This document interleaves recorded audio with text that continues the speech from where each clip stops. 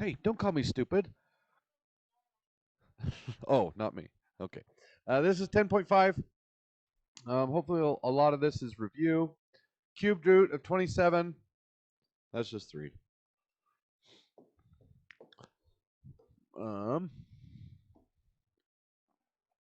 Okay. The square root of u to the 18th. So really,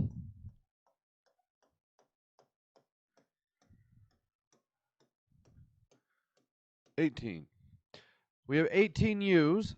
And because this is a 2, we're looking for pairs. And if I start circling pairs, I'm being a little lazy. We have 9 pairs. So we bring out u to the 9th. What was left over? Nothing.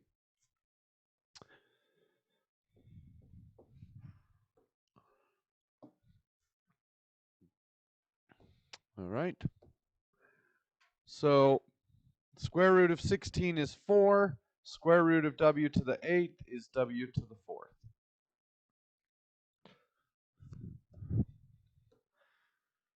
All right. They do get a little bit harder.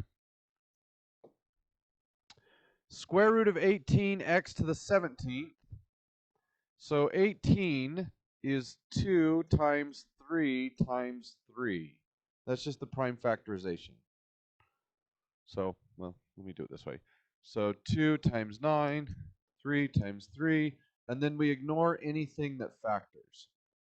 And we're looking for pairs. So we circle a 3, and the 2 is left over, so it stays on the inside. And now if I wrote out all of the x's, how many pairs of x's are there? 8 pairs with 1 left over. So I bring out x to the 8th, and I have an x on the inside. So why is the square root of 18 equal to 3 root 2? Well, are there any numbers that are factors of 18 that are perfect squares? So the perfect squares are 1, 4, 9, 16, 25, 36, and so on. Are any of those numbers a factor of 18? 9 is.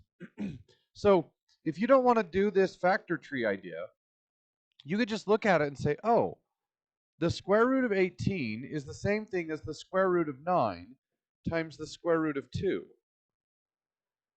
And then the square root of 9 is 3, and the square root of 2 does not simplify.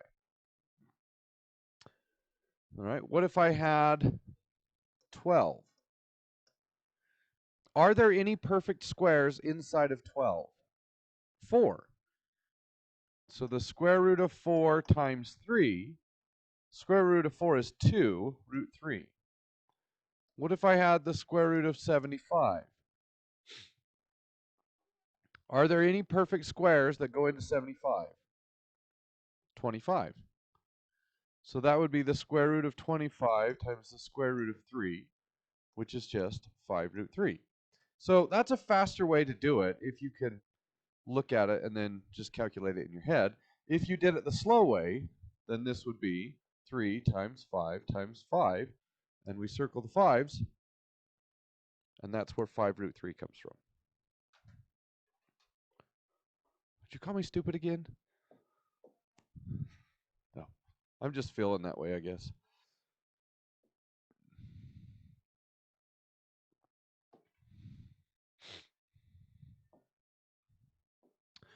All right. The 5th root of 64. So 64 breaks down into 2 times 2 times 2 times 2 times 2 times 2. And I need 5 of them. So 2 5th root of 2.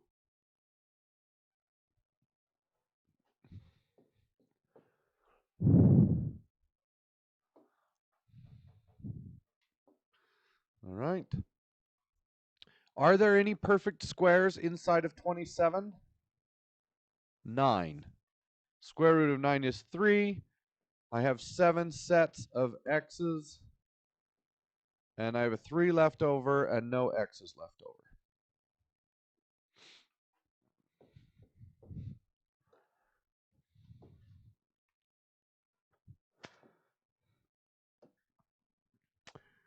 16 is 2 times 2 times 2 times 2.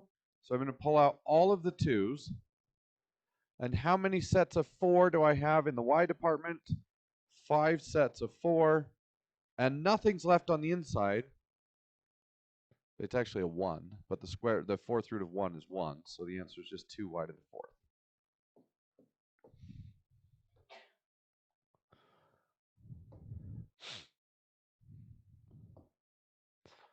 Okay.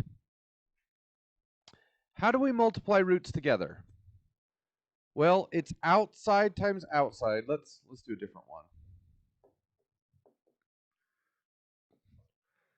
You multiply outside times outside and inside times inside.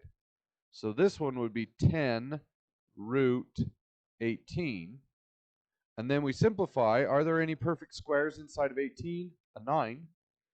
So that would be 3 root 2. But there's already a 10 on the outside. So it would be 30 root 2. And you can only do that if the roots match. So you can multiply fourth roots by fourth roots, but you cannot multiply square roots and fourth roots. That's not going to work. And in this case, the outsides are both 1. So we get 1 root 80. And then we need to check 2, 2, 2, 2, and 5. Do I have any sets of 4? Yes. Oh, this is a fourth root. So 2 fourth roots of 5.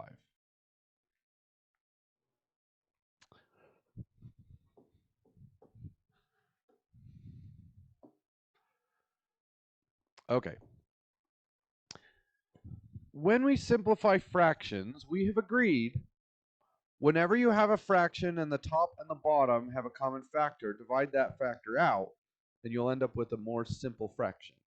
And the reason we do that is there are an infinite number of ways to write the fraction 1/2. 1 over 2, 2 over 4, 3 over 6, 13 out of 26, on and on and on. And just to make sure that everybody gets the same version of the answer, we have implemented rules for simplifying fractions. Well, there are also rules for simplifying square roots. Like, if there's a perfect square on the inside, then take the square root of it and then put it on the outside. Also, one of the rules for simplifying rational expressions is never leave a radical in the denominator. That's just one of the simplifying rules. And the reason behind that is there are an infinite number of ways to write radical numbers. And we just want to make sure that everybody gets the same version of the answer. So, this is the same thing as the square root of 6 over the square root of 5. And the rules of simplification say, do not leave a square root on the bottom. So we need to multiply the square root of 5 by something that will get rid of the square root. So we just multiply it by itself. But if I do that, I change the value of the number. So I'm going to multiply the top by the square root of 5. What is this number? It's just 1. So I am changing the look of my answer, but I'm not changing its value.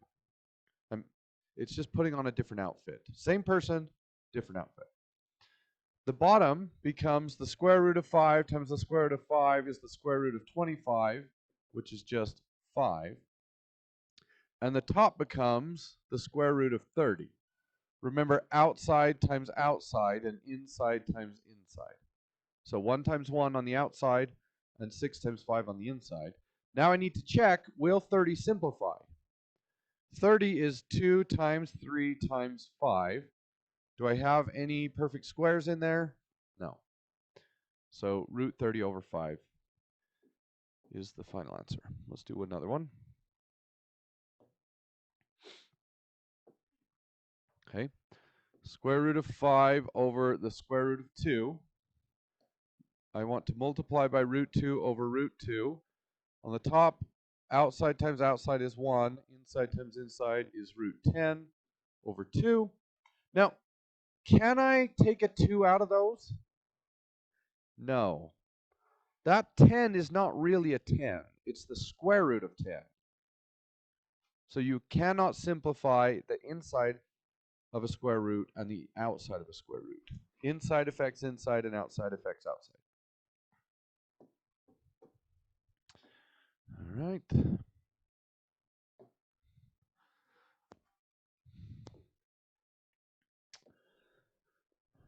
All right. This has a 9 in it. So 3 with a 2 on the inside. And then we'll take out 5 copies of the t and 3 copies of the u. All of the t's came out and 1 of the u's remained on the inside.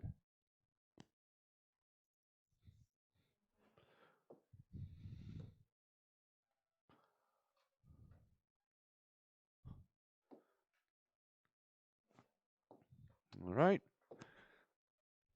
40 is 2 times 2 times 2 times 5. So I can pull out a set of 2's. And I can pull out 3 sets of y's. What's left? A single 5 and a single y.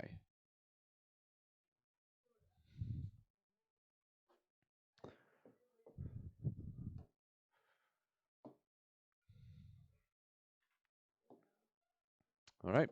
What do we do here? Outside times outside, which is 1. Inside times inside. So the square root of 36y to the 9th.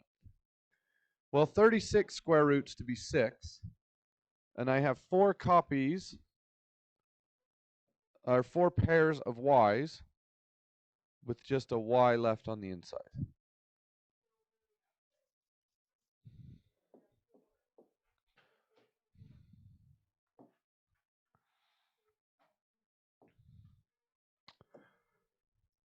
Okay. 128 is 2 times 2 times 2 times 2 times 2 times 2 times 2.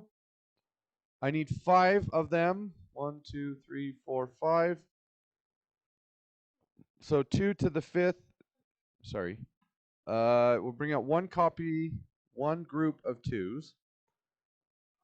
The y's come out in a single group. And I can pull out 3 groups of z's. I have a pair of 2's left over. All the y's came out, and 15 of the z's came out. So it'd be the square. Oh, I need to put 5 in there. The 5th root of 4z to the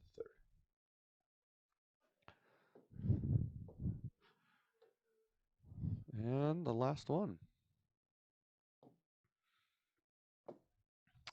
Outside times outside is 1. The inside is 160u to the 6th. So 160 is 2 times 2, that would be 4, times 2.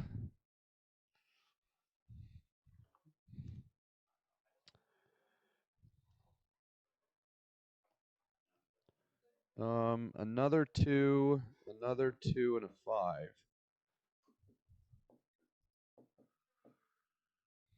Okay, and I need 5 of them. There we go. So 2u 5th root of 5u. And that's it. All right.